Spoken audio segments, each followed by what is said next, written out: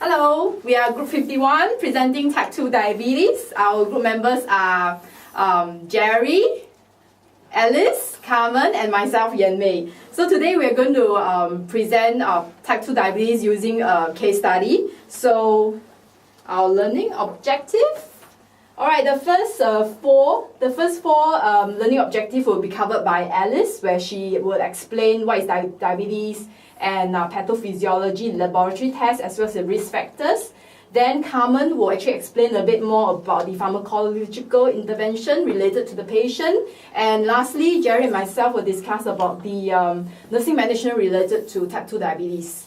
Now, Alice. Alright, thank you, May. I'll first start off with the case scenario. Our patient is Jenny Smith, a 42-year-old female. Apart from type 2 diabetes mellitus, she also has hypertension, hyperlipidemia, and OE, and these conditions are on medication. She has a couple of past health history as well as family history. For the clinical manifestations, she has the three typical P's of diabetes, that is polydipsia, polyuria, and polyphagia. For the pathophysiology of type 2 diabetes, diabetes mellitus is the deficiency of insulin secretion by the beta cells, which is in the islet of Langerhans, or by the lack of response by cells to insulin. And type 2 diabetes is usually referred to the non-insulin dependent of diabetes. So, as it was stated in Pathophysiology by Kopstad and Banasik in 2010, pancreas is the site where insulin is secreted and it is regulated by the negative feedback mechanism. Beta cell within these islets, it initially produces insulin as pro-insulin. This pro-insulin then packaged into granules who will produce enzymes that cleave this pro-insulin into insulin. And then this insulin will get transported into all body tissues, including the adipose, muscle cells, as well as the brain cells. There are two main biological changes lead to induced type 2 diabetes, that is beta cell dysfunction and insulin resistance. For insulin resistance, that is defined as more insulin would be required to maintain same biological action due to decreased number of insulin receptors or decreased speed of glucose transport. 5 stages involving beta cell dysfunction. The first is the compensation state, where more insulin would be anticipated to maintain normal blood glucose level in the face of obesities as well as physical inactivity. The second is adaptation state, where there is loss of acute glucose-stimulated insulin secretion. Beta cell at this stage has some phenotype changes. The third is the unstable decompensation, where beta cell fail to produce sufficient insulin to overcome insulin resistance. It will reach the fourth state, the stable decompensation, when beta cell reduces 50% of its original mass. The last is severe decompensation, where beta cells completely lost its original size, and the subject has to be dependent on insulin for survival. These 3 laboratory tests are the 3 main ones that we could do for the diagnosis of type 2 diabetes mellitus. As it was stated in Smelser's and Baer's textbook of medical surgical nursing, both genetic and environmental factors will lead to beta cell dysfunction and insulin resistance. Genetic as one of the biggest risk factors to type 2 diabetes mellitus. There are certain genes in our body associated with the function of insulin and glucose. In addition to that, mother's body size will also lead to genetic changes to the offspring. So if we consider Jenny's mother, who was obesity, Jenny could potentially be affected by that disadvantage. There are many factors included in environmental changes. So Jenny has decreased energy expenditure, malnutrited, little medical knowledge of diabetes. She is obese, and she has inappropriate diet such as increased caloric intake and excess carbohydrates. All these factors will lead to elevated blood glucose level. and its deterioration. So prolonged blood sugar level will induce to a range of different complications, and I'll just talk about three main ones. The first is diabetic retinopathy. That is the leading cause of blindness. It is due to the change to small blood vessels that nourish the retina by excess sugar in the blood. The second is non-ketotic hyperglycemic coma. That is raised from the excessive carbohydrates intake.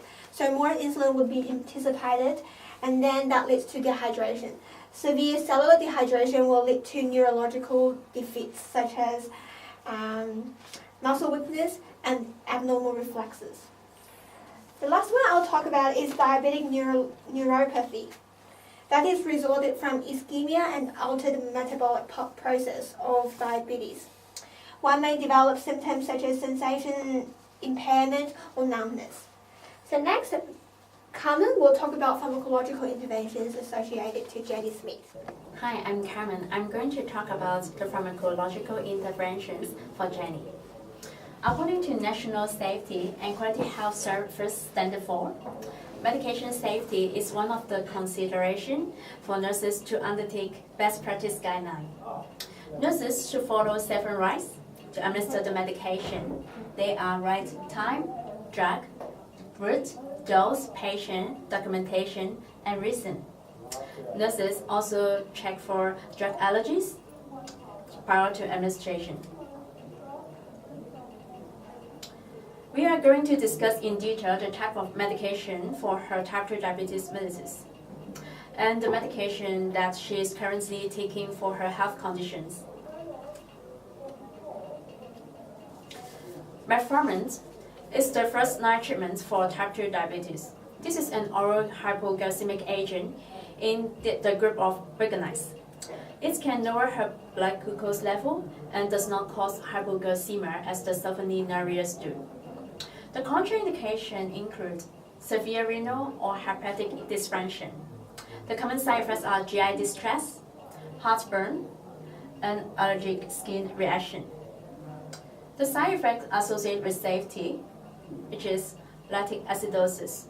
The risk may be increased if given with alcohol or diuretic drugs. The symptoms include muscle or abdominal cramps.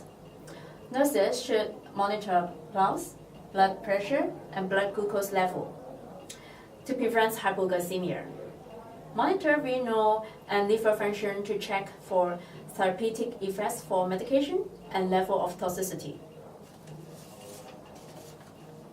Jenny is taking losartan to manage hypertension. This is an antihypertensive agent in the group of angiotensin receptor antagonists, indicated for mild to moderate hypertension. The contraindications are exacerbation, liver or kidney diseases. The side effects are hypotension, palpitation, and symptoms of upper respiratory tract infection. The side effects associated with safety are potassium-sparing diuretic should not be given to prevent risk of hypokalemia, and NSAID should not be given with losartan to prevent risk of renal impairment. Nurses should monitor to severe hypotension and conditions that may decrease fluid volume, such as diarrhea or vomiting. Jenny is currently taking simvastatin to manage hyperlipidemia. This is a lipid-lowering drug in the group of HMG-CoA reductase inhibitor, indicated for hypercholesterolemia, hyperlipidemia, prevention of cardiovascular diseases. The contraindication include active liver disease or unexplained elevation in liver serum, ALT or AST level. The common side effects are constipation, flatulence, or back pain. The side effects associated with safety are increased the risk of myopathy for patients who has uncontrolled hypothyroidism. Nurses need to monitor Jenny's blood lipid, liver function, and creatine phosphokinase level.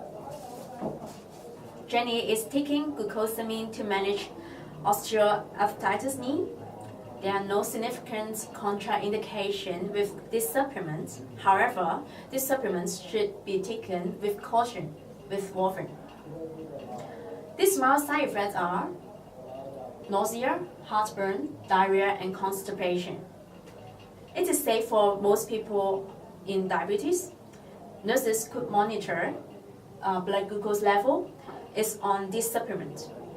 And there are studies indicating that glucosamine might affect blood glucose level.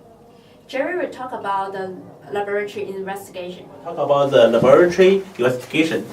The first is the glycated hemoglobin. This blood test will show the average blood glucose level over the past 3 months. This could assess the effectiveness of the diet modification, lifestyle changes, and diabetes medication. The second is the fasting lipid profile. This test is to check the level of the cholesterol and other fats found in the blood. High level of the cholesterol would indicate that there is a higher risk of the heart disease. The third is the test of the microalbumin urine. Urine tests that measure the amount of the albumin in the urine. In a damaged kidney, the albumin will leak into the bloodstream and then thus present in urine. The last is the serum creatinine level. Medical conditions such as DM and hypertension can affect the kidney functions. Now let's introduce the nursing management. Diabetic self-management comprises of 7 key aspects. They are self-monitoring of blood glucose, medication compliance, healthy eating habit, regular physical exercise, early detection of diabetic-related complication, diabetic foot care, and psychosocial support. Nurses need to teach the patient on the importance of blood glucose monitoring. Blood glucose readings serve as a baseline to monitor diabetic condition, and it can also help the patient to monitor the treatment effectiveness as well as to detect hyperglycemia and hypoglycemia. As Jenny is on metformin for the first time, she is taught how to identify symptoms of hypoglycemia. These symptoms will include tremors, sweating, palpitation, and hunger. To be prepared for this condition, she is advised to keep some sweets with her. Thereafter, she can recheck her blood glucose level after 15 minutes. If the symptoms persist or occurs more frequently, she is advised to see a doctor to determine the cause of hypoglycemic episode. Jenny is advised to take medication regularly. Prior to taking her metformin, she is asked to check her blood glucose level. This is to prevent hypoglycemia related to glucose-lowering drugs. Jenny is also advised to take metformin with meals. Patients on metformin may experience gastrointestinal disturbance. Therefore, nurses could look out for diarrhea, nausea, vomiting, and abdominal bloating. Patients on ongoing metformin are at risk of having potential complications such as lactic acidosis and renal impairment. Therefore, nurses could monitor serum lactate, urine, urea, and creatinine. Healthy eating habit is a fundamental aspect of diabetes management. The benefits of healthy eating would include effective regulation of blood glucose and to prevent weight gain. Jenny is referred to see a dietitian where her nutritional intake and pattern of eating is assessed and advised. So diet plan can be customized. Food range will include low-fat milk, lots of fruits and vegetables, and whole grains. Maintaining a healthy eating habit requires persistence and perseverance. Therefore, minimum changes in nutritional intake, providing a wider and healthier choice of food would often result in a better and permanent outcome. Regular physical exercise is another essential aspect in diabetes management. So the benefits of physical exercise will include improving short and long-term glycemic control, promote a better weight management. So in studies, there are studies who shows that regular physical exercise and modified diet will actually assist to better manage hypertension, and hyperlipidemia. It can also prevent long-term diabetic-related complications such as coronary artery disease, cerebral vascular disease, peripheral vascular disease, and diabetic retinopathy. The healthcare team can assist Jenny to identify the type of exercise that is suitable for her. And from there, she can then choose the type of exercise that she will enjoy. The American College of Sports and American Diabetes Association had recommended an initial supervision by a trainer for most type 2 diabetes patients. This is to minimize injury and to promote optimal benefits to blood glucose, blood pressure, blood lipids, as well as cardiovascular function. Next, Jerry will discuss the important aspect of diabetic foot care and psychosocial support for Jenny. Now I will talk about the foot care. So one of the nursing measurement is to prevent diabetic foot by applying systemic foot care, which include screening and examination of the foot regularly, patient education and of the nursing foot, choose appropriate footwear, and early treatment of the foot problems. So firstly, preferred neuropathy is the most cause of the foot ulcer. Therefore, neurological examination should be initiated to help nurses to have the diabetic foot examination and collaboration of the other diabetic team members. In a diabetic foot examination, nurses should check the Jenny's feet daily, inspect for the signs of the redness, warm, and swelling. This may indicate the beginning of the foot ulcer. Secondly, nurse should teach the Jenny to wash and clean her foot daily and to make sure the foot is warm and soft. And then educate Jenny and her daughter to check the feet frequently to identify if the foot have some abnormal, so when she discharges. Thirdly, nurses should also tell Jenny to buy footwear appropriately because of the changing the structure of the feet. Finally, for early detection, if nurses find some initial symptoms of the foot ulcer, nurses should contact the team members to treat this. Next is the psychosocial support. The psychosocial support is one vital component of the diabetic foot management, as psychosocial issues can potentially influence the progress of the diabetic conditions. Patients who are diagnosed with diabetes might feel stressed and depressed. Nurses should encourage family members to involve in the diabetic management. Jenny is a widow and her daughter doesn't live with her, so living alone without emotional support could affect her treatment. Nurses could advise her daughter to visit her regularly. Having to spend quality time with her daughter could allow Jenny to reduce her stress and manage her conditions. Her daughter's participation can also increase the effect of the self-management. For example, she could encourage Jenny to eat healthily, do more physical exercise, and supervise her to measure the blood glucose level and take medications. Her daughter could also seek help from the social workers when she is unable to visit her regularly. The social workers can encourage Jenny to be engaged in more social activities, thereby establish an active lifestyle. Now let me to do the conclusion. Thank you, Jerry.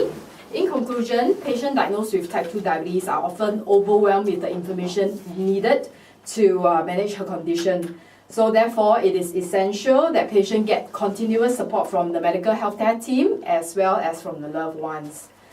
This reference. Thank you.